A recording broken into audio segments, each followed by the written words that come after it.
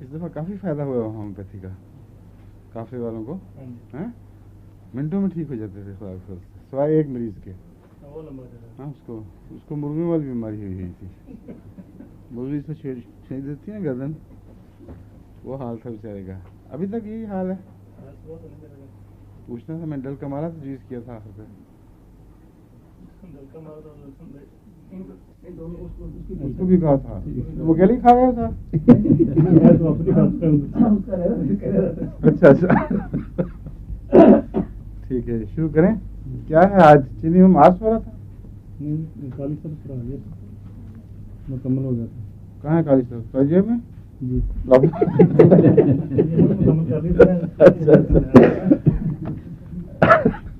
آج میں بڑا ڈھونڈا, لیٹ ہو گیا ہوں میں.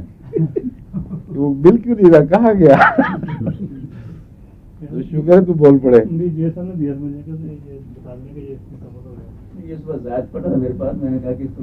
زائد نہیں, یہی وہی ہے. یہ دیکھیں زائد کہاں سے پڑا ہوا, لپٹا ہوا کر کے مجھے یاد ہے. اچھا شروع کریں. کہاں تک پہنچے تھے قاضی صاحب میں؟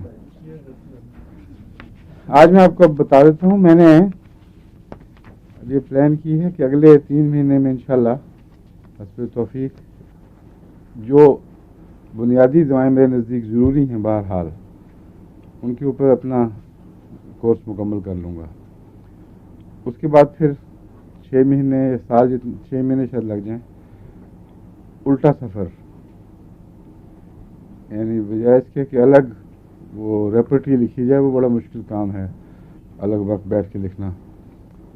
اس کی بجائے لیکچرز میں ہی میں شروع کروں گا ذہنی علامات.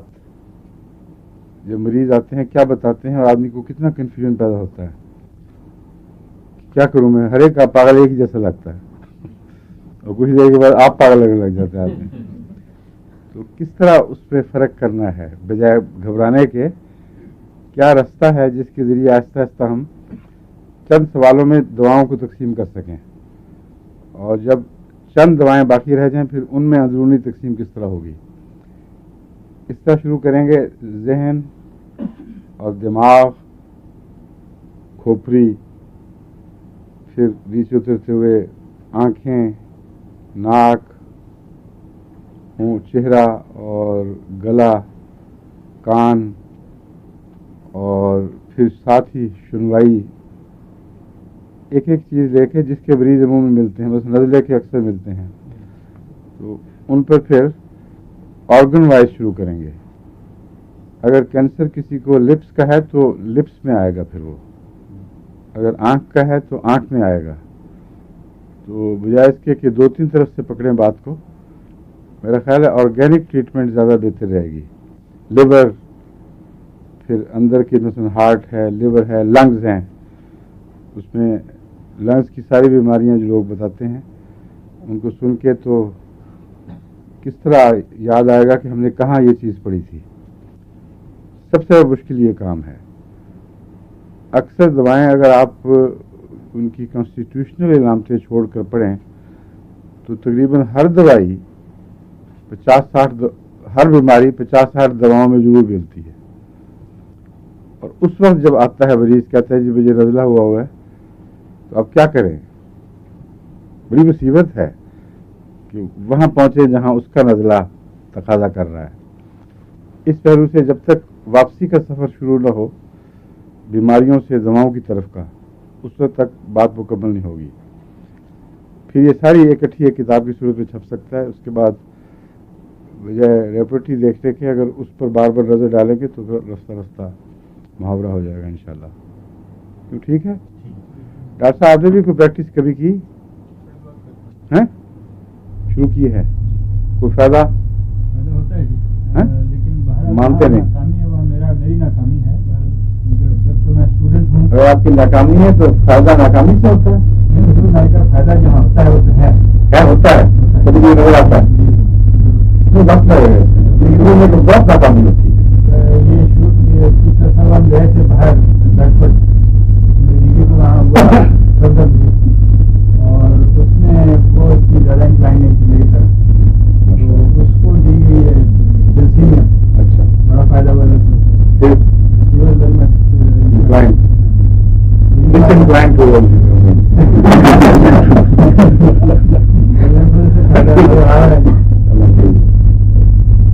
چلو ٹھیک ہے. میں کون سا کہاں سے پہنچ رہی یاد ہے کہ دوسرا میں سنایا تھا انگلش سے شروع کریں گے. نہیں 40 ختم ہو گئی تھی. میرا تو کام تھا کچھ. Track and deep in chest, wandering over waist, cough, tickling and layering. یہ تفصیلہ سے مشابہ ہے کہ باتوں میں تفصیلہ سے مشابہ اور بھی بہت سی دوائیں ہیں.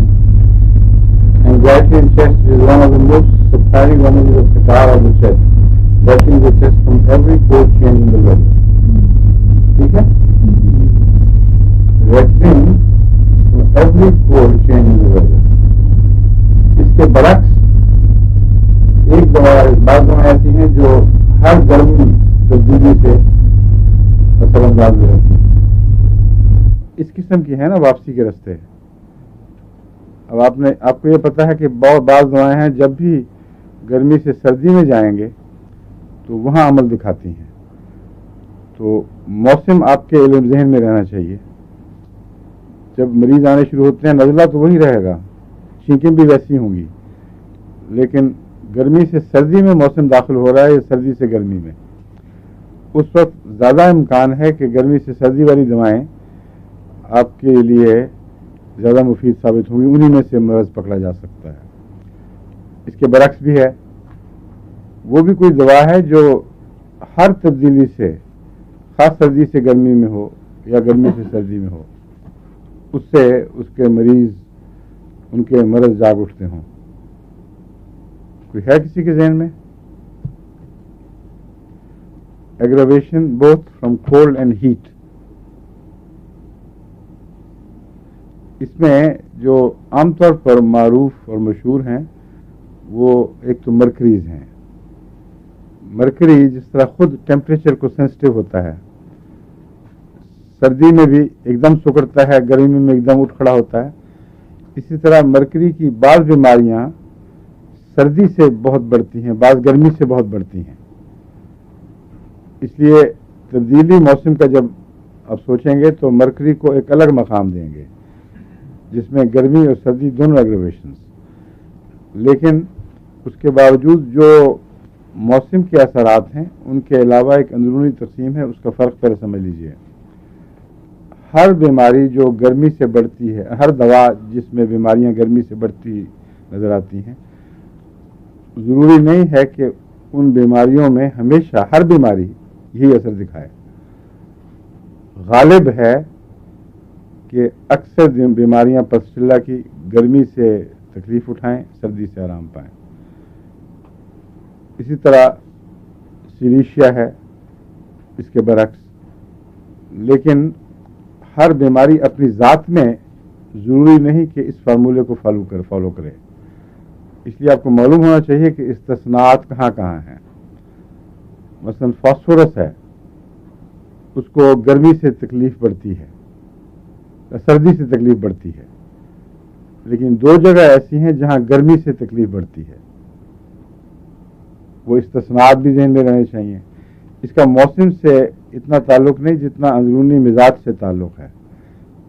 یعنی بعض استثناءات بعض دواؤں کے مزاج میں داخل ہیں. فاسفورس کا استثناء کیا ہے؟ اور سر. بالکل ٹھیک ہے. میدا اور سر دو استثناءات ہیں. اس کے علاوہ نرو جو باریک نرو انگلیوں پر اور ہاتھوں پہ ہوں ان میں بھی استثناء ملتا ہے. لیکن بالعموم گرمی تکلیف دیتی ہے. کہاں؟ بالعموم نہیں, دو جگہوں پہ گرمی تکلیف دیتی ہے, ایک معدے پہ ایک دماغ پہ. اور گرمی سے تکلیف بڑھنے میں اور کوئی دوا جس کا دماغ سے بھی تعلق ہو, فاسفورس سے یاد آیا نا دماغ والی بات, نہیں ایتھوزا. لیکن فرق یہ ہے کہ فاسفورس برین پر, دماغ پر اثر اندازی ہوتا, اس کو کیا کہتے ہیں, مائنڈ پر. لیکن سر کی عمومی جسمانی علامات پر اثر انداز ہوتا ہے. جبکہ ایتھوزا جسمانی علامات کی بجائے دماغی علامات پر، ذہنی علامات پر اثر انداز ہوتا ہے. تو اس طرح بہت سے آگے دو شاخے بنتے چلے جاتے ہیں. جب آپ مریض کو دیکھتے ہیں تو یہ اندازہ کرنا پڑتا ہے کہ کہاں سے سفر شروع کرنا ہے اور کس سڑک پر جا کر سائن بورڈ آپ کو کس طرف لے جائے گا. وہ ایک دفعہ واپسی کا سفر مکمل ہو جائے تو پھر اطمینان سے انسان پریکٹس کر سکتا ہے، لیکن اس کے لیے وقت چاہیے. اب مجھے باوجود اس کے کہ میرے ذہن میں نقشہ موجود ہے کہ یوں کرنا چاہیے، مگر جب مریض آتے ہیں ملاقاتوں میں ناممکن ہے کہ میں باقاعدہ سسٹمیٹکلی اسی طریقے کو اختیار کر کے واپس پہنچوں. اس کے بدلے جو پرانے تجربے سے ایک عمومی تاثرات ذہن پہ جانشین ہیں ان کو استعمال کرتے ہوئے اندازہ لگا دیتا ہوں کہ چلو یہ ٹھیک ہوگا. لیکن وہ میری مجبوری ہے. وہ جس نے باقاعدہ اس فن کو اختیار کرنا ہے اس کی کوئی مجبوری نہیں. اس کو مریض کے ساتھ بیٹھنا ہوگا، اس سے گفتگو کرنی ہوگی اور اس کی باتوں کو اہمیت دینی ہوگی. ورنہ سرسری نظر سے اگر آپ مریض کی باتیں سنیں گے تو بعض دفعہ وہ جو بات کہتا ہے اس کی سگنیفیکنس، اس کے اندر گہری معلومات جو موجود ہیں وہ آپ کھو دیں گے. باتیں کرنے کی طرز اگر وہ فضول سی باتیں کرتا ہے وہ بھی تو ایک علامت ہے. اس لیے سب علامتوں کو ذہن نشین کر کے علامتوں کے راستے دوا تک پہنچنا، یہ ہے اصل مشکل کام. اب تک آپ یہی پڑھ رہے ہیں دواؤں کے ذریعے علامتوں تک کیسے پہنچ رہے ہیں. ٹھیک ہے. پھر ایک اور مشورہ یہ ہے کہ بار بار اس کو اب دہرائیں اور جہاں کسی دوا میں کوئی خاص علامت ایسی پڑھیں جو پہلے پڑھی ہوئی تھی تو ذہن میں حاضر کرنے کی کوشش کریں کہ کہاں پڑھی تھی. پھر واپس جائیں. کم سے کم میٹیریل میڈیکا 30-40 دفعہ پڑھنا ہوگا آپ کو، اور ہر دفعہ اپنے ذہن کا امتحان لیتے ہوئے. بہت سی باتیں آپ پڑھتے پڑھتے آپ کو پتہ لگ جاتا ہے کہ ہاں یاد ہو گئی، واپس جانے لگیں تو لگتا کمرہ امتحان میں بیٹھے ہوئے ہیں، اس سے سب کچھ بھول جاتا ہے.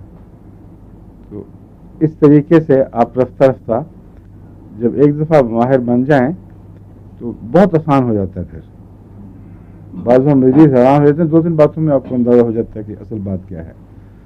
اور جب پھر دوا لگتی ہے تو پھر لطف آ جاتا ہے اس کو دیکھ کے، حیرت انگیز نشانے پہ بیٹھتی ہے. اور اس سفر میں مجھے بہت تجربہ ہوا ہے. ابھی مرض بہت بڑھ گیا، برا حال، تھوڑی دیر کے بعد ہنستے کھیلتا آ گیا آدمی کہ میں ٹھیک ہوں. ہمارے گھر میں بھی بچے بیمار ہوئے ہیں اور ایک موقع پر بڑے سخت یعنی سارے فیملی کے لیے پریشانی ہو گئی. ایک بچی بہت ہی زیادہ الرجی ابری ہے، خوفناک، اور جس خارش اور بے چینی اور چھاتی بھری ہوئی، اور اس پر میں نے اس کو جو دوا دی تو تھوڑی دیر کے بعد آرام سے نیند آ گئی.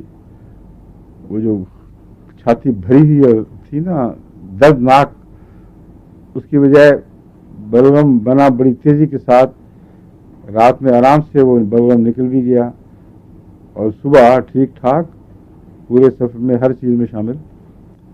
تو وہ جو نان بلیورز ہیں ان کو بھی سوچنا پڑتا ہے کہ کوئی بات ہے.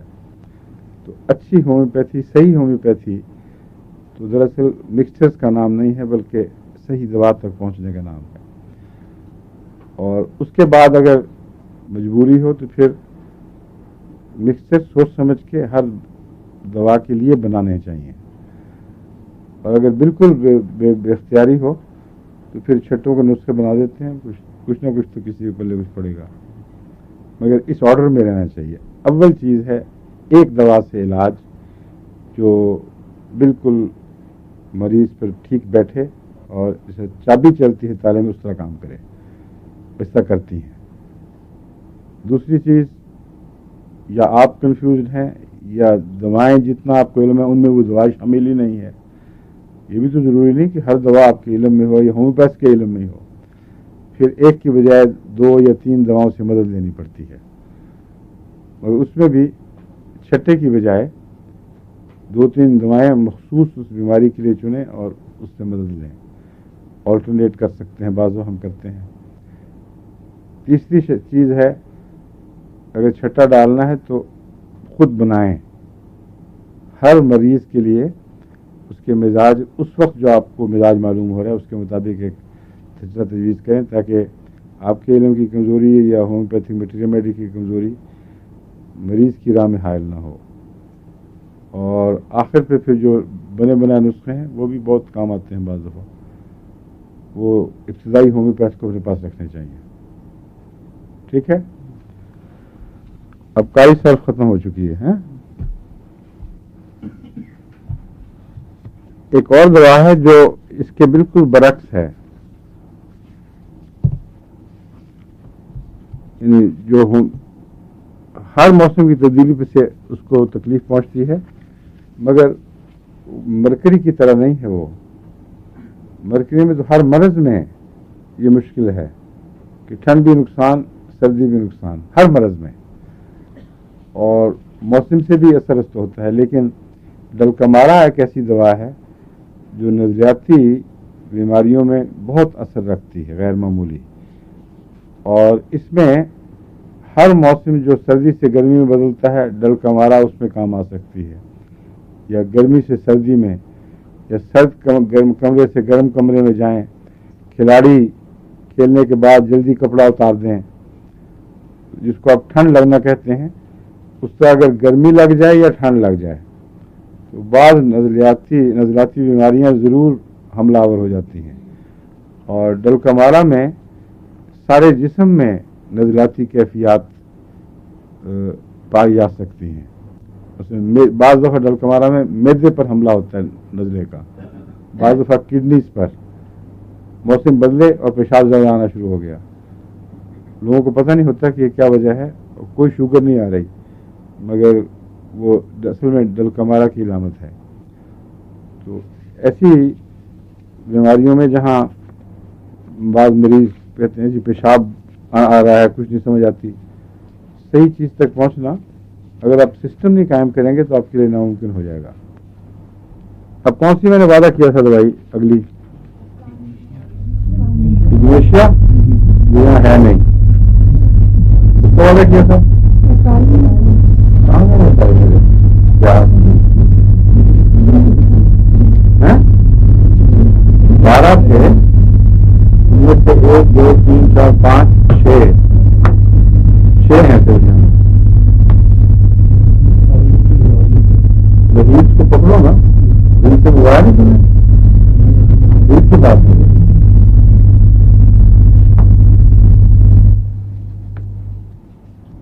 پھر اب کیا کیا جائے؟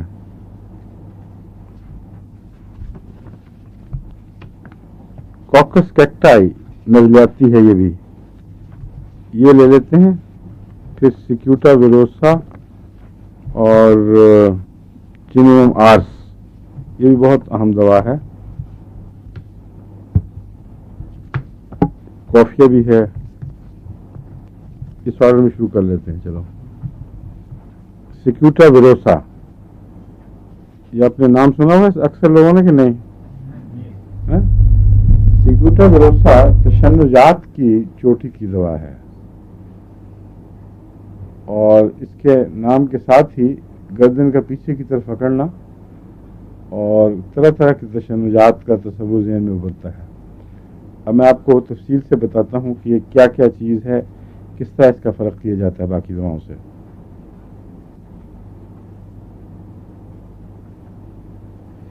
سارا نروس سسٹم اصل میں اریٹیبل ہو جاتا ہے،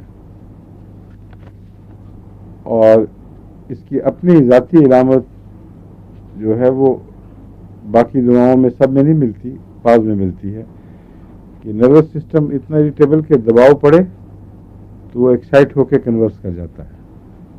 پریشر آن نروز ہمیشہ ایگراویٹ کرتا ہے اور وہی تشنج شروع ہو جاتا ہے. اور دوسری علامت اس کی بڑی نمایاں یہ ہے کہ تشنج عموماً مرکز سے کناروں کی طرف حرکت کرتا ہے، جو کیوپرم اور بہت سی دواؤں کے بالکل برعکس ہے۔ عام طور پر تشنجی کیفیات انگلیوں سے یا ٹانگوں پاؤں سے تلووں سے یا پنڈلیوں سے شروع ہوتی ہیں اور اوپر تک چڑھتی ہیں۔ اس میں اگر تشنج معدے میں ہوا ہے تو وہ حرکت کرتا کرتا باقی اعضاء میں پھیلے گا، اور گلے یا گردن کا تشنج بھی اوپر نیچے پھر حرکت کرتا ہے۔ تو مرکز سے کناروں کی طرف حرکت آپ کو سیکوٹا کی یاد کرائے گی۔ دو باتیں بڑی نمایاں آپ کو سمجھا دی ہیں۔ ایک بنیادی طور پر اعصاب کی اریٹیبلٹی ہے، اعصاب کی بے چینی ہے جو تشنج پر منتج ہوتی ہے، جس کے نتیجے میں انسان تشنج کے لیے تیار بیٹھا ہے، اور اس کو اگر دبایا جائے تو بجائے اس کے کہ اس سے آرام پائے، وہ دبانا تشنج کا موجب بن جاتا ہے۔ اس پہلو سے اس نے آپ کو کسی دوا کی یاد کرائی ہونی چاہیے، سیمیسیفیوجا۔ سیمیسیفیوجا میں جس کروٹ آپ لیٹتے ہیں وہاں تشنج شروع ہو جاتا ہے، دائیں طرف یا بائیں طرف۔ کیوں ڈاکٹر صاحب ٹھیک ہے نا یا نہیں؟ یاد نہیں پوری طرح میں کسی کو یاد ہے یہ بات درست ہے غلط؟ ہاں ٹھیک ہے۔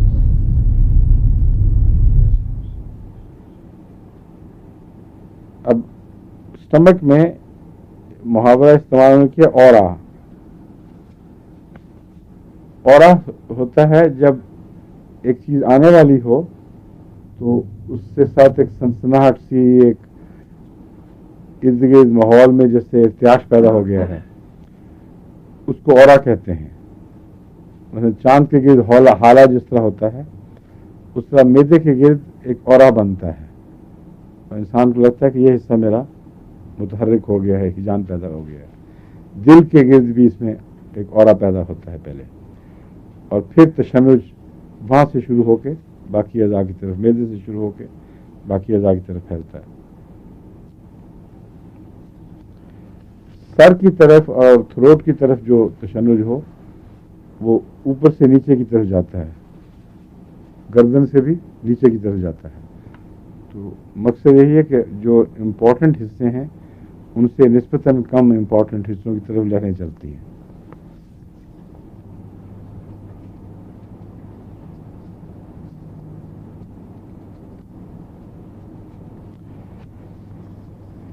یہ دوا جو ہے اس میں خاص طور پر پرانے جو ایلوپیتھس تھے یا جڑی بوٹیوں کے معالج، وہ بھی اس سے فائدہ اٹھاتے رہے ہیں، اور خاص طور پر جب کوئی سپلنٹر ناخنوں کے اندر آ جائے، پھنس جاتی ہے جیسے، یا ٹیٹنس پیدا ہو جائے چیز چبھنے سے، اس کے لیے اس کو استعمال کرتے تھے، اور اس میں واقعتاً بڑی مفید تھی مگر ہلکی ڈوزز میں۔ ہومیوپیتھک میں اور زیادہ طاقتور ہے انہی چیزوں میں۔ اس کو بیلاڈونا سے بھی مشابہت پائی جاتی ہے اس قسم کے تشنج میں۔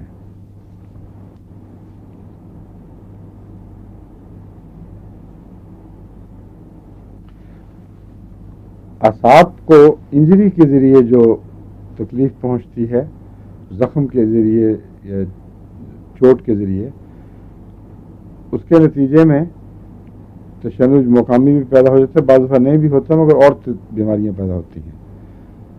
تو جب اعصاب یا نروز کو زخم پہنچے، چوٹ لگے، کوئی اس میں پیس کیا جائے، کسی کانٹا چبھے، اس کے لیے کون سی دوائیں آپ کے ذہن میں ابھرنی چاہیے فوراً؟ ہیں؟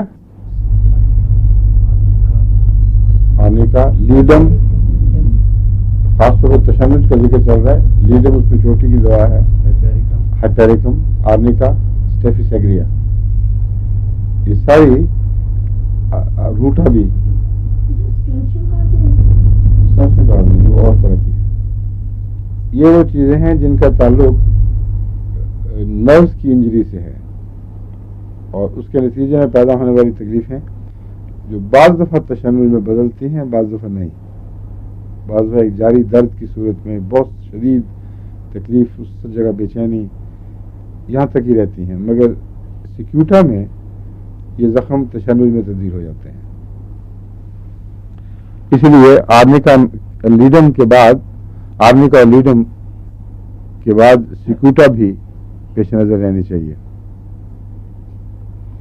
ہائپیریکم بھی میں بتا چکا ہوں، وہ بھی انجریز میں بہت اچھی ہے. مگر تشنجات کے لیے میرا خیال چوٹی کی دوا وہی ہے، لیڈم، آرمی کا لیڈم. اور یہ peculiar feature about some of the symptoms. اچھا، بعض اس کی علامتیں کیٹالپسی سے ملتی ہیں.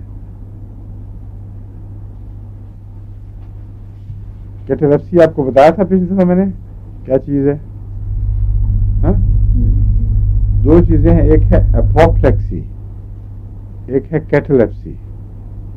اپوپلیکسی تو خون میں اگر کوئی چیز جم جائے، خون کا لوتھڑا، اور ایک حصہ بلاک ہو جاتا ہے، اس سے چہرہ سوج جاتا ہے، ایک آنکھ پتی چھوٹی سکڑ جاتی ہے، ایک موٹی ہو جاتی ہے.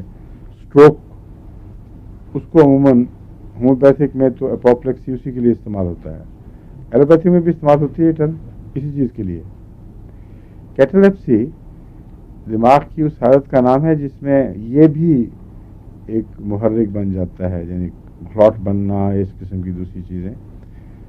مگر اس کے بعد کی جو حالت ہے ڈیزڈ ذہن کی، جو بعض دفعہ مستقل نہیں ہوتی بلکہ عارضی طور پر آتی ہے اور چلی جاتی ہے، اور وہ تشنج کے نتیجے میں بھی ہوتی ہے، اس کو کہتے ہیں کیٹالپسی. ایک مریض لیٹا ہوا ہے، وہ پہچان بھی نہیں رہا پوری طرح، اور اپوپلیکسی کے نتیجے میں اگر اسٹروک مستقل ہو جائے تو وہ دماغ کے گہرے ڈیمیج کے نتیجے میں ہی ہو جاتا ہے. مگر وہ عارضی اسپیل نہیں ہوتا، وہ ایک پروگریسو ہے، یا وہ ٹھیک ہونا شروع ہو جائے گا یا وہ بدتر ہونا شروع ہو جائے گا. کیٹالپسی میں اسپیلز آتے ہیں اور کچھ عرصے کے لیے مریض بھول جائے گا میں کہاں ہوں، کون مجھ سے بول رہا ہے، اور پھر گرد و پیش سے بے تعلق بھی ہو جائے گا. اس میں یہ دوا سیکیوٹا بھی ایک اہم دوا ہے. اس کا جو اس کی انگریزی ڈسکرپشن ہے وہ یہ لکھی ہوئی ہے کہ he knows nobody and lies without recognizing anyone, but when asked questions he answers correctly and subsequently he has no recollection of what took place. یہ میں اس لیے پڑھ کے بتا رہا ہوں کہ آپ لوگوں کو فرق پتہ لگ جائے کہ جو کلاٹ بننے کے بعد ڈیمیج ہوتا ہے، جس کو اسٹروک کہا جاتا ہے، اس کے اور اس کے اثر میں کیا فرق ہے. وہ جو ڈیمیج حالت ہے اس میں کوئی جواب بھی نہیں دے سکتا. اس وقت اس کی جو ہے ایک قسم کی غافلانہ حالت نہیں ہوتی بلکہ بیماری نے اس کو مفلوج کر دیا ہوتا ہے. یہاں ایک قسم کی غافلانہ حالت بہت گہری پیدا ہو جاتی ہے. اگر آپ اس کو بار بار پوچھیں گے کہ دیکھو میں تم سے مخاطب ہوں، کیا ہو رہا ہے، یہ بات آپ کو کسی اور دوا کو بھی یاد کراتی ہوگی یا کرانی چاہیے. پلمبم ہے، اس میں کچھ دیر توجہ دلا کے بات کریں تو پھر اس کو یاد آ جاتی ہے. اوپیم میں بھی، ان دونوں دواؤں میں یہ علامت پائی جاتی ہے. تو جب بھی کوئی ایسی علامت ہو جو مشترک ہو، از خود ذہن میں ابھرنی چاہیے. وہ اسی طرح ابھرے گی جس طرح میں آپ کو بار بار بتا رہا ہوں. وقت تو لگ رہا ہے لیکن یہ پریکٹس بھی ساتھ ہو رہی ہے، تاکہ اس طرح آپ میٹیریل میڈیکا پڑھیں، بار بار ملتی جلتی دعائیں سوچیں. جو آگے بڑھیں گے ریس بڑھتی جائے گی، یہاں تک کہ دماغ تھک جائے گا، پھر آپ کو بار بار خود پڑھنا ہوگا.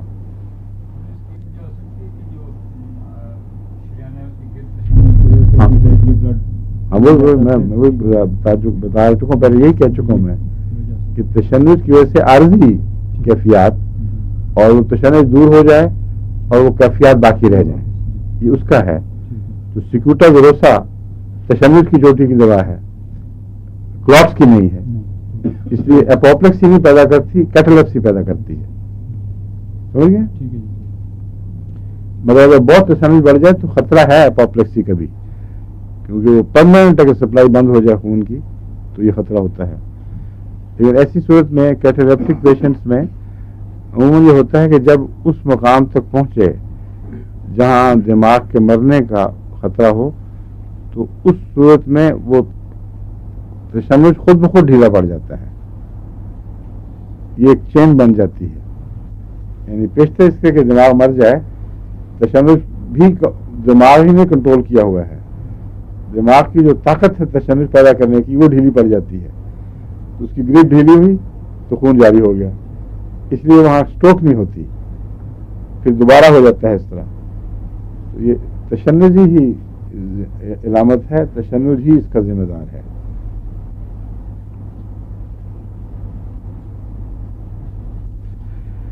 یہ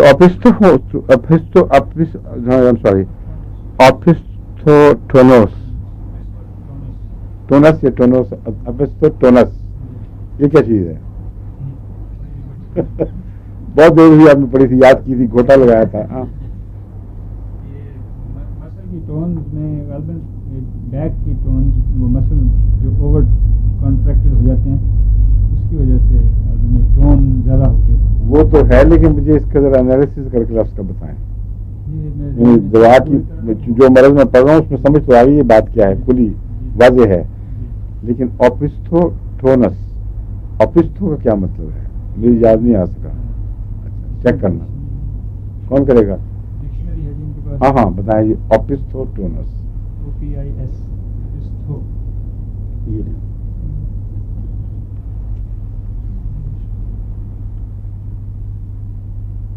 اوپسٹوٹونس جی تشنج میں جس میں پیچھے کی طرف مڑ کے جھکے، اسپازموڈک بینڈنگ بیکورڈ. یہ دس از ٹپیکل، بالکل سیکوٹا کی تصویر ہے. یہ تو میں سمجھ رہا تھا نہیں، سیکوٹا کی تصویر یہ ہے. میں اسی لیے اس کا نام سمجھنا چاہتا تھا کہ آیا یہ اس میں پیچھے ہی خاص ہے یا ہر تشنج کے پیچھے کی طرف. دس از ٹپیکل سیکوٹا. سیکوٹا میں ہر تشنج جو پیچھے پیدا ہوتا ہے گردن میں، اس میں یوں گردن اگڑتی ہے اور پیچھے کی طرف انسان کمان بن جاتا ہے. اور یہ جو دماغ میں ہوتے ہیں آج کل یہ بعض بیماریاں ہیں جس کے نتیجے میں دماغ میں وائرس چلا جاتا ہے، کیا کہتے ہیں اس کو؟ یہ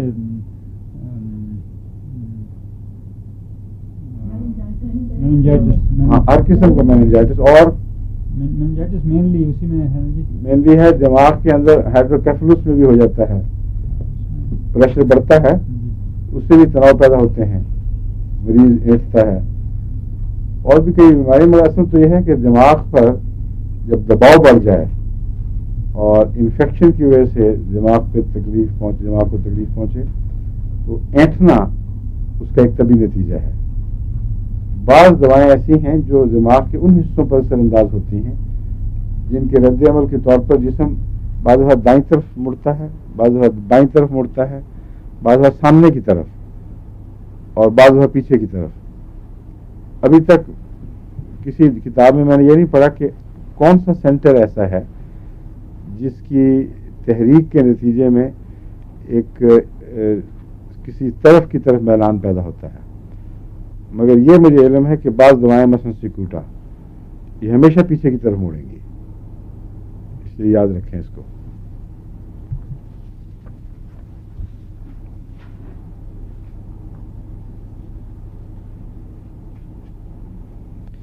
اب اس علامت کے ساتھ بہت سی بیماریوں کے نام ذہن میں آنے چاہیے. ان سب بیماریوں میں اگر یہ علامت موجود ہو تو اس سے فائدہ اٹھایا جا سکتا ہے. ایپیلیپسی میں بعض مریض غش کھاتے ہیں تو پیچھے کی طرف تننے کے بعد، اور سارا تشنج انہیں پیچھے کی طرف موڑ دیتا ہے، اس میں ایپیلیپسی کی دوا ہے.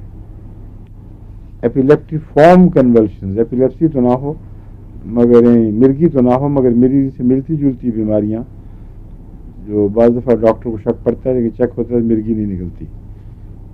اور اسی طرح چوٹ کے نتیجے میں ٹیٹنس، وہ دندل پڑ جانا، ان سب چیزوں میں یہ مفید ہے اگر باقی علامتیں اس کی نمایاں ہوں. عام علامتیں کیا ہیں اس کی نمایاں؟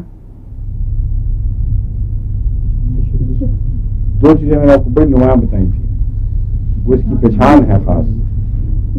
نروز پہ دباؤ سے تشنج، اور پیچھے کی طرف تو اور بھی ہے مرکز سے باہر. اس کی جو ذاتی پہچان ہے وہ ان دو چیزوں میں ہے. مرکز سے تشنج باہر کی طرف حرکت کرے، سر سے نیچے کی طرف جائے.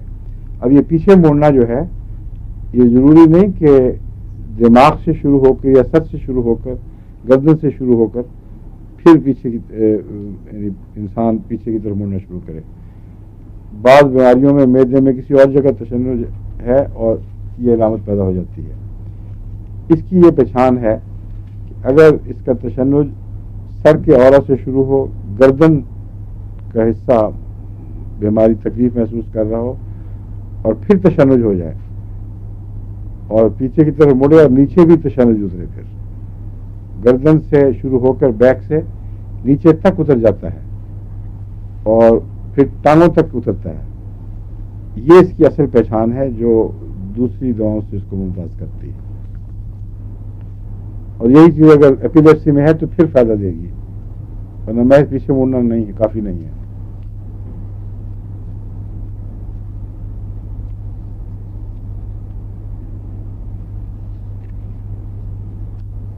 ٹچ جو ہے یہ تو میں بتا چکا ہوں پہلے ہی، یہ بھی لکھا ہوا ہے.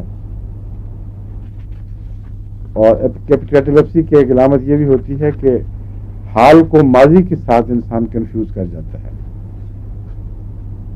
یعنی کوئی واقعہ ماضی میں گزرا ہو تو سمجھتا ہے ابھی ہو رہا ہے. بعض دفعہ جو واقعہ اب ہو رہا ہو سمجھتا ہے پہلے کسی زمانے میں ہوا تھا. تو ماضی اور حال کا آپس میں کنفیوژن اس دوا کی خاص علامت ہے، لیکن اصل میں کیٹالیپسی ہی کی ایک علامت ہے.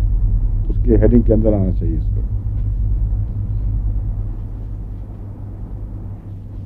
اسی کی دوسری علامت تفصیل سے یہ بھی لکھی ہوئی ہے کہ پرانا دوست سامنے آیا ہے تو آدمی حیران ہو کے دیکھتا ہے کہ یہ کون آیا، میں نے معلوم ہوتا ہے اس سے پہلے بھی کہیں ملا ہوا، تو مریض اس طرح دیکھ رہا ہوتا ہے حیران ہو کے، تشریف لائی لگتا ہے میں آپ سے پہلے ملا ہوا ہوں. وہ حالانکہ اچھا پرانا گہرا دوست ہوتا ہے.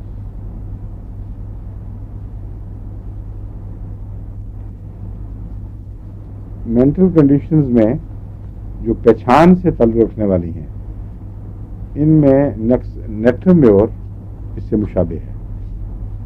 نیٹرمیور میں بھی بسا اوقات جب ذہن پر اثر پڑتا ہے تو یہ علامتیں ظاہر ہونا شروع ہو جاتی ہیں.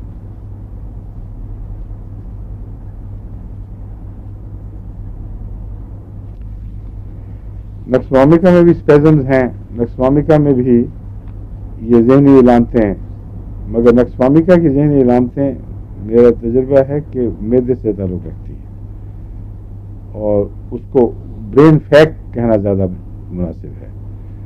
کیٹالیپسی نہیں ہے. برین فیکس آتے ہیں اگر معدہ کسی وجہ سے اوور لوڈ ہو چکا ہو، تھک جگ چکا ہو، تو یا بوڑھے آدمیوں میں جن میں آرٹیریوسکلوروسس کی علامتیں ظاہر ہو جائیں، یعنی ان کی شریانیں تنگ ہونی شروع ہو جاتی ہیں ذرات جم کے نا آہستہ آہستہ، تو اس سے دماغ کو سپلائی پوری زور کی نہیں رہتی، یعنی دماغ کو خون کی سپلائی پوری طاقت کی نہیں رہتی. اگر ان کا معدہ خراب ہو تو ان کو برین فیک ضرور ہوگا. اس لیے اور اگر معدہ خراب ہو اور برین فیک ہو تو نکسومی کا علاج ہے، اس میں سیکوٹا ویروسا نہیں ہے. سیکوٹا ویروسا کی بیماری اعصاب سے شروع ہوتی ہے، معدے سے نہیں شروع ہوتی. معدے کے اعصاب میں اگر تشنج ہوگا تو پھر معدے سے شروع ہوگی، لیکن معدہ بگڑنے سے تعلق نہیں ہے. اس لیے بڑا واضح طور پر ان کو الگ الگ کر لیں.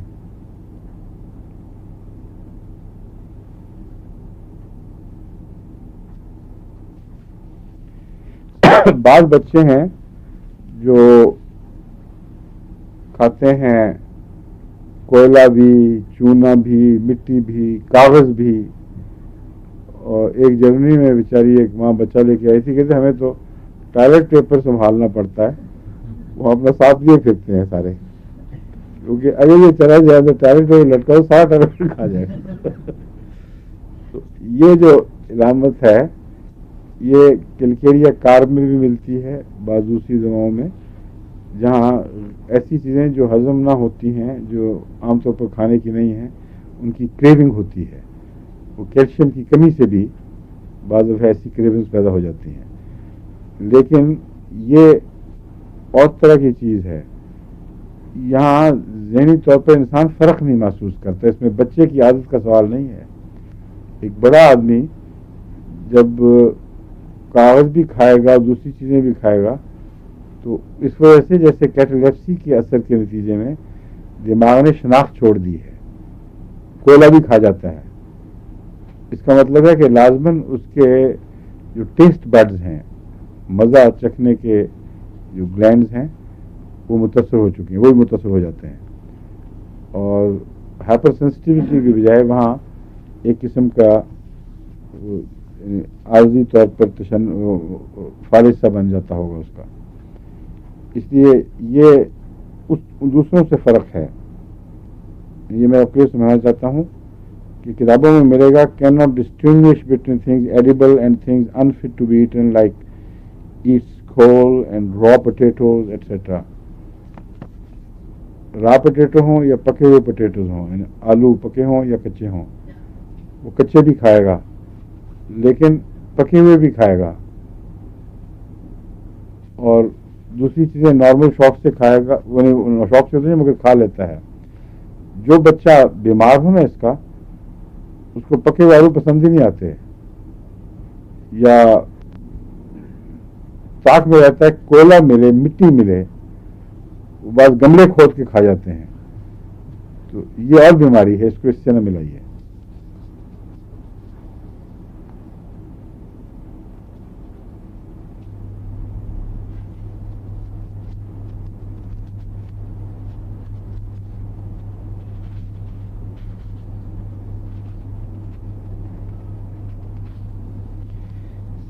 اگر اس کے نتیجے اس کا دماغ پر حملہ ہو ایسا جس سے پاگل پن پیدا ہوتا ہے، بعض دفعہ اس سے ہو جاتا ہے.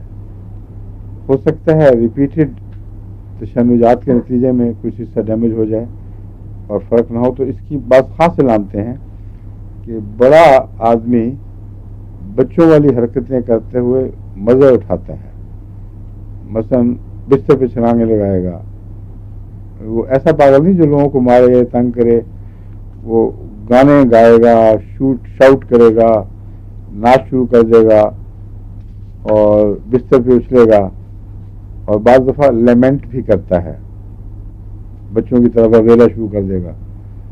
تو یہ جو خاص علامتیں ہیں، یہ چند یہ اس کے نتیجے میں پیدا ہو جاتی ہیں بعض دفعہ. مگر ضروری ہے کہ باقی وہ دو کنٹرول علامتیں موجود رہیں، ورنہ یہ غلط استعمال ہوگی. جب تک وہ بنیادی علامتیں نہ ہوں یہ چیزیں سیکوٹا میں سے کوئی تعلق نہیں رکھتی.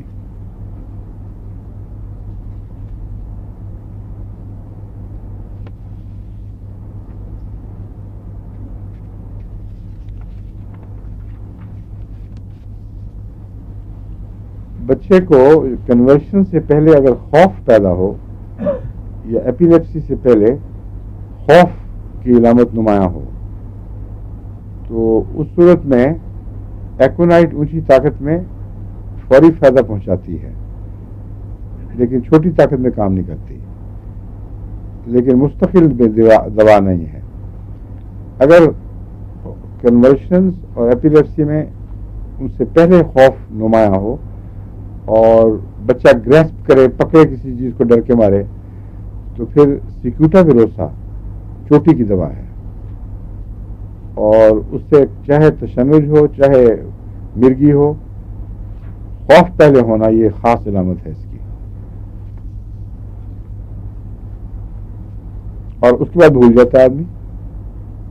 جب ہوش آتی ہے اس سے پوچھیں کہ تم کیوں ڈرے تھے، کیا تھے، کہتے کچھ بھی نہیں، میں تو ڈرا ہی نہیں. بالکل دماغ سے خوف کی یاد اتر جاتی ہے. لیکن بہترین تو یہ ہے کہ ایکونائٹ 1000 یا 10,000 جیب میں رکھی جائے، فوراً ایسے بچے کے منہ میں ڈال دیں تو اللہ کے فضل سے پھر اٹیک ڈیولپ نہیں ہوتا.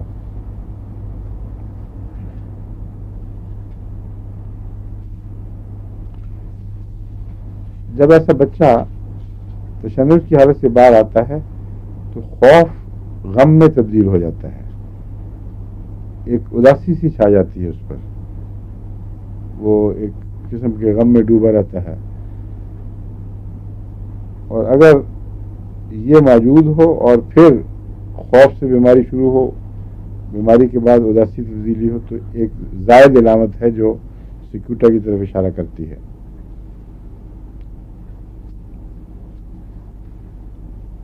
چکر بہت ہیں اس میں،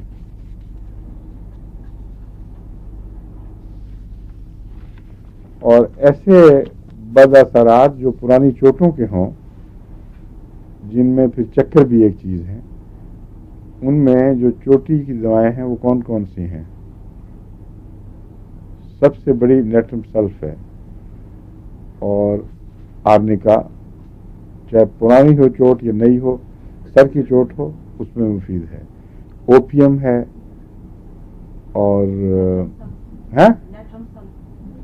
نیٹرم سلف بتا چکا ہوں میں، اور وہ جو پلمگم،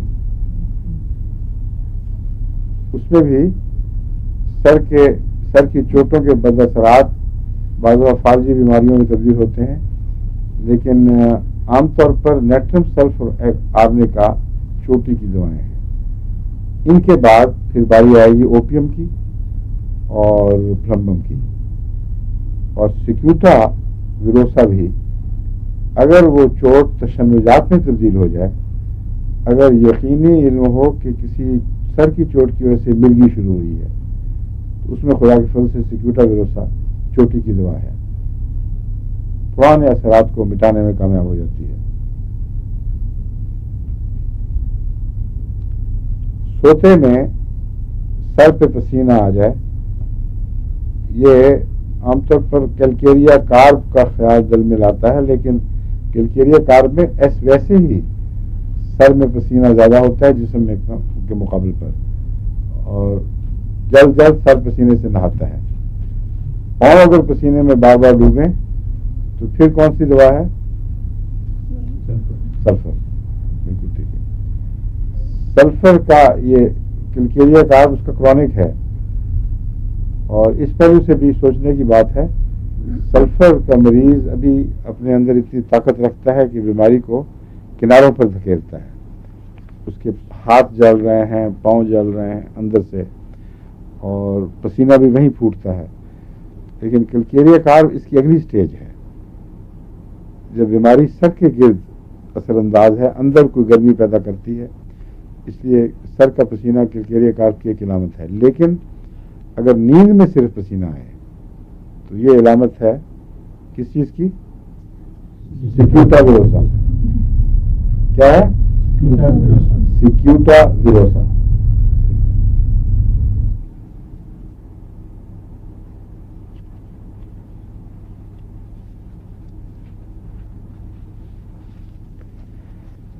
کہتے ہیں بعض دفعہ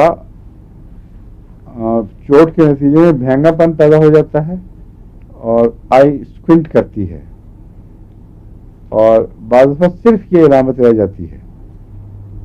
اس علامت میں سیکیوٹا ویروسا ہی دوا ہے اکثر. یعنی اگر آپ اس کا دوسری دواؤں سے علاج کریں گے، اسٹیمونیم وغیرہ لوگ دیتے رہتے ہیں، کوئی فرق نہیں پڑے گا. اگر یہ پتہ لگ چکا ہو کہ چوٹ کے بعد ہوا تھا تو پہلے سیکیوٹا ویروسا دیں. لیکن میرا خیال ہے پہلے آرنیکا اور نیٹرم سلف تو دینی ہی چاہیے، پھر جو رہ جائے گا اس میں سیکیوٹا ویروسا استعمال کریں. بعض بچے جب خوف زدہ ہوں تو بھینگے ہو جاتے ہیں، خوف سے آنکھیں پھر جاتی ہیں، ادھر ادھر ہو جاتی ہیں. خوف سے ویسے ہی تعلق ہے آنکھوں کا، اس کے مسلس کا. قرآن کریم میں بھی جو خوف کا نقشہ کھینچا ہوا ہے، اس میں آنکھیں اوپر کو لگ گئیں ان کی. جنگ احزاب میں بعض منافقین کا نقشہ کھینچا ہوا ہے.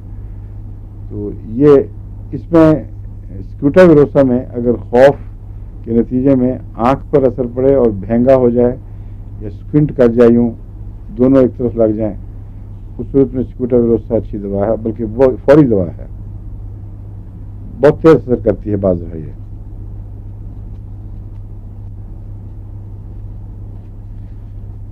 اس میں عموماً تو اسکن کی علامتیں نہیں ملتی، مگر جو بھی ملتی ہیں ان کا اعصاب سے ضرور تعلق ہے.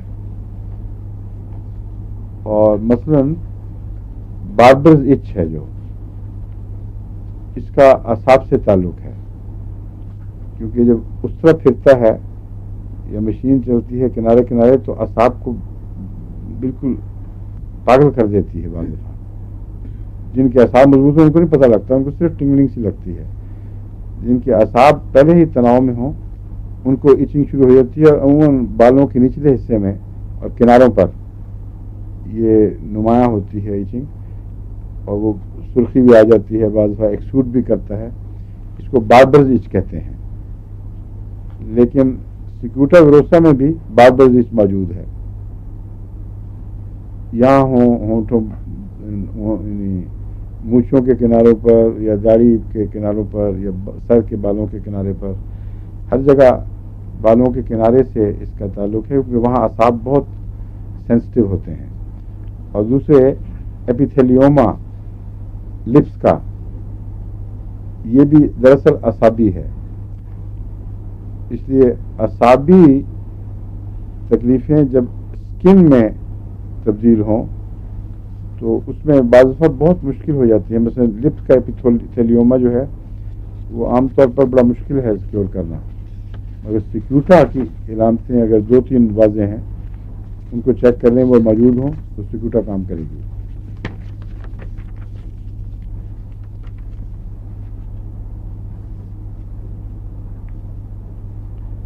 اگر فش بون آدمی سوالو کر لے تو اس کے پاس فوری طور پر آپ کو کیا کھانا چاہیے؟ سلیشیا. اور اگر اس کے باوجود اس زندگی کے نتیجے میں اسپیزمس آ رہے اور بے چینی رہے تو سیکیوٹا. ٹھیک ہے، اب ڈاکٹر میں فون کر کے ہاں سیکیوٹا ہونا چاہیے. کتنا لیٹ آیا تھا میں؟ وہ دوائی ڈھونڈتے 5 منٹ صرف. اچھا پھر تو کوئی مشکل نہیں، کاکس شروع کر دیتے ہیں. مگر کاکس کیکٹائی،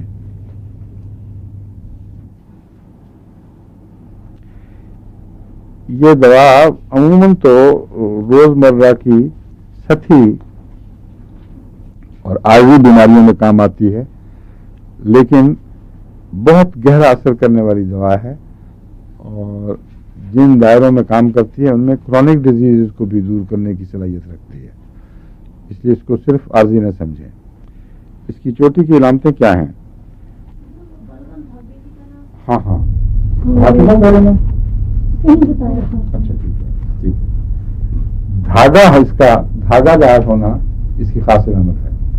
ناک سے نکلے گا تو دھاگا، بچہ کھینچے گا تو دھاگا سے نکلائے گا. تمام اخراجات میں خواہ پیشاب کی انفیکشن ہو، گردے کی انفیکشن ہو، جو بھی پس فارمیشن ہوگی یا جو مادہ نکلے گا، لیکوریا ہو عورتوں کو یا کوئی بھی اخراج ہو، اس میں اس کا دھاگا پن نمایاں ہے. جہاں لیس صرف لیس نہ ہو بلکہ جیسے بٹا ہوا دھاگا ہوتا ہے اس طرح وہ کھلتا ہے. بعض دفعہ اس کی پیپ کو آنکھ سے نکالیں کیوں تو وہ کھلنا شروع ہو جیسے ناٹ کھلتی ہے، اور بنا ہوا جس طرح سویٹر بعض دفعہ کھلنا شروع ہوتا ہے نا، ادھرتا ہے، اس طرح اس کی پیپ کا دھاگا ادھرتا ہے، اور وہ اس کی خاص علامت ہے. فوراً کاکس دماغ میں آنا چاہیے.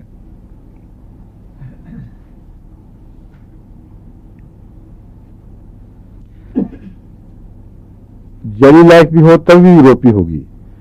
ہوپنگ کاف میں یہ ایک چوٹی کی دوا ہے. اور اس علامت میں کالی بائکرم بھی اس سے مشابہ ہے. اس میں بھی دھاگے دار ہونا اور جیلی لائک اور کالی کھانسی کا رجحان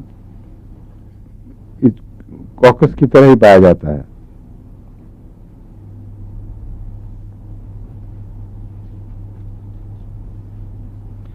عام طور پر کاکس کے مریض ساری سردیاں بیمار رہتے ہیں. جب تک گرمیاں نہ آ جائیں ان کو ریلیف نہیں ملتا. تو وہ سارے بچے جو سارا سردیاں کھوں کھوں کرتے رہیں اور ناک بہتا رہے اگر ان کے ناکوں میں سٹرنگز ہوں ان کے اخراجات میں تو بے تکلف کاکس دیں، اور خدا کے فضل سے یہ بہت گہرا اور تیز اثر دوا ہے، جلدی اثر کرتی ہے۔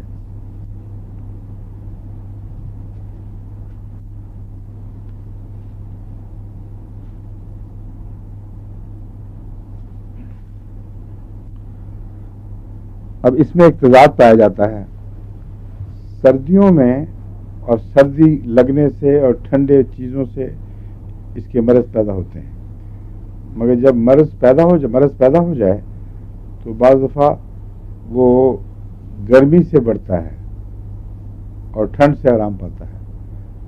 مثلا اس کے نزلات، اس کی کھانسی گرم کمرے میں جانے سے بڑھ جاتی ہے اور ٹھنڈا پانی پینے سے ٹھیک ہو جاتی ہے، مگر کچھ دیر ٹھنڈا پانی پئیں تو اس کے بعد پھر وہ اور زیادہ چھڑ جائے گی۔ تو یہ تضادات کو بھی پیش نظر رکھنا چاہیے۔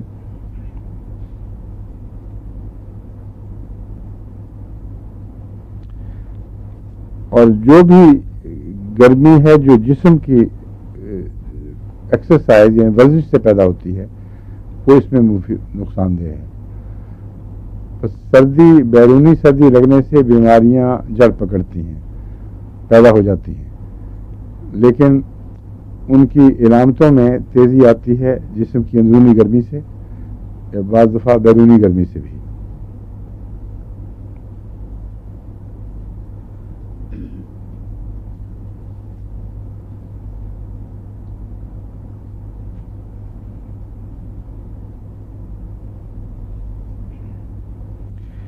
فاسفورس میں بھی یہ علامت ہے بہت نمایاں، جو اس میں ہے کہ سردی سے تکلیف بڑھتی ہے، اس کی کولڈ ایئر سے تکلیف بڑھتی ہے، لیکن جب پیاس لگتی ہے تو وہ ٹھنڈا پانی پسند کرتا ہے، ٹھنڈا پانی پیتا ہے، تو اس سے بعد غلط فہمی ہو جاتی ہے۔ میں نے پہلے بھی بتا چکا، آپ کو یاد بھی ہے کہ وہاں اس بیماری میں تضاد نہیں ہے، بلکہ ایک عضو کا دوسرے عضو سے تضاد ہے۔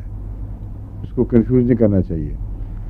یہ جو کوکس ہے کہ اس کیا بیماری کے اندر اسی عضو میں تضاد پایا جاتا ہے، یعنی کھانسی سردی سے بڑھے گی، سردی کے موسم میں پیدا ہوگی، لیکن ٹھنڈا پانی پینے سے اس کو سکون ملے گا، کیونکہ اندرونی گرمی اس کو ایگراویٹ کر رہی ہوتی ہے، اور وہ وقتی طور پر اندرونی گرمی اور سوزش کو کم کرتا ہے ٹھنڈا پانی۔ فاسفورس میں سردی بڑھائے گی مرض کو، جو نزلاتی مرضیں ہیں، لیکن جب معدے میں آگ لگے گی اور پانی پیے گا تو پانی ٹھنڈا پیے گا۔ اس لیے وہ ایک عضو کا اندرونی تضاد نہیں، ایک عضو میں اور حالات ہیں، دوسرے عضو میں اور حالات ہیں۔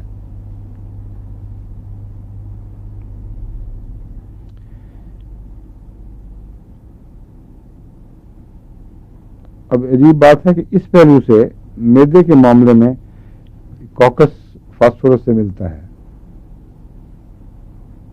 یعنی اندرونی طور پر میں بتا چکا ہوں۔ اس کے علاوہ یہ بات یاد رکھیں کہ کوکس کا مریض بھی اگر گرم چیز پیے گا تو اس کو تکلیف پہنچے گی، معدے کو تکلیف پہنچے گی۔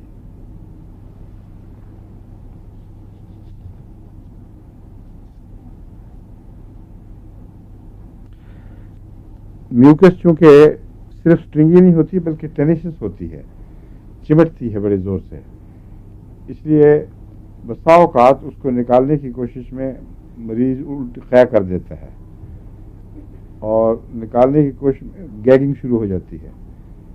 اس لیے کالی کھانسی سے ویسے بھی ہر کھانسی مشابہ نظر آتی ہے، مگر ضروری نہیں کہ وہ کالی کھانسی ہو۔ اگر اس کی علامتیں ہوں اور سٹرنگز ہوں، عام کھانسی اور کالی کھانسی کی دوسری علامتیں نہ پائی جائیں، تو پھر یہ ٹھیک ہے۔ کالی کھانسی میں جو قے ہے وہ ہر وقت ایسی نہیں رہتی، بعض لوگوں کو دن بھر قے نہیں ہوگی، رات کو شروع ہوتی ہے، بعضوں کو وقفے کے بعد دوڑاتے ہیں، ویسے کھانسی نارمل اٹھتی رہتی ہے، پھر ایک دم دورہ آئے گا۔ بلغم نکالنے کی کوشش کا اس سے تعلق نہیں ہے۔ کالی کھانسی کا جو اسپیزم ہے اس کا بلغم نکالنے کی کوشش سے کوئی تعلق نہیں ہے، وہ خود بخود ایک دم اٹھے گی اور بے اختیار کر دے گی آدمی کو۔ یہ جو دوا ہے اس کا صرف بلغم نکالنے کی کوشش سے تعلق ہے. ٹینیشس ہونے کی وجہ سے وہ جب چپکتا ہے آپ بار بار نکالتے ہیں تو گلے میں اسپیزم پھر ہو جاتا ہے.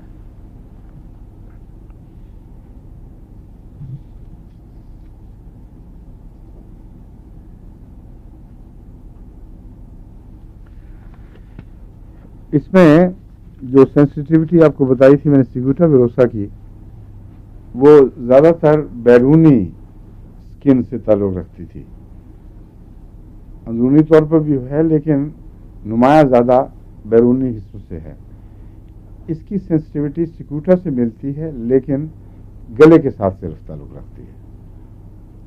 جب گلا اوور سینسٹیو ہو جائے اور وہاں کھانا کھانے سے بھی بعض دفعہ اسپیزم ہو اور کیا ہو جائے، یا ڈاکٹر دیکھ رہا ہے اور چمچہ اس نے ڈالا ہے تو لگتے ہی اس کو ایک دم تشنج پیدا ہو جائے اور کوئی چیز برداشت نہ، بعض دفعہ نگلنا بھی برداشت نہیں ہوتا.